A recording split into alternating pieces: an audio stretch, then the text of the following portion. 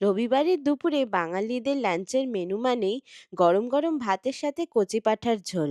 ইংল্যান্ডে মাটন মানে sheep or lamb বিক্রি হয়, কিন্তু কয়েকটা দোকানে গোট মিট পাওয়া যায়। আর এই গোট মিটটাতে লেখা ছিল এটা হল্যান্ডের।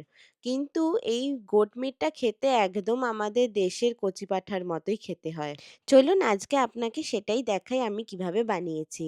প্রথমে মাংসটাকে ভালো করে ধুয়ে নিয়ে সেই মাংসের মধ্যে নুন, হলুদ, লঙ্কা গুঁড়ো, ধনে জিরে গুঁড়ো, কাশ্মীরি লঙ্কার গুঁড়ো আর একটু মিট মশলা দিয়েছিলাম। আর তারপর দিয়েছিলাম আদা রসুন বাটা, পেঁয়াজ বাটা, টক দই আর একটু সর্ষের তেল দিয়ে ভালো করে ম্যারিনেট করে রেখেছিলাম। তারপরে প্রেসার কুকারে সর্ষের তেল দিয়ে সর্ষের তেল গরম হতেই গরম মশলা, গোটা গরম মশলা, গোটা জিরে, তেজপাতা দিয়ে তারপর পেঁয়াজ দিয়ে একটু পেঁয়াজটাকে একটু লাল লাল ভাজা করে তারপরে ম্যারিনেট করা যে মাংসটা ছিল সেটা দিয়ে দিলাম। দিয়ে টমেটো কুচি দিলাম, দিয়ে কিছুক্ষণ ভালো করে কষিয়ে তারপর প্রেসার কুকারে ৩ টে সিটি দেওয়ার পর নামিয়ে নিলাম।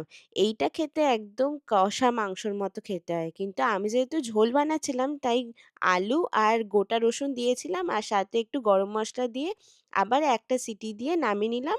আর তৈরি হয়ে গেছে বাঙালিদের ফেভারিট কচি পাঁঠার ঝোল। এবার গরম গরম ভাতের সাথে এই কচি পাঁঠার ঝোল পরিবেশন করুন আর একদম রবিবারের দুপুরটা পুরো জমিয়ে দিন।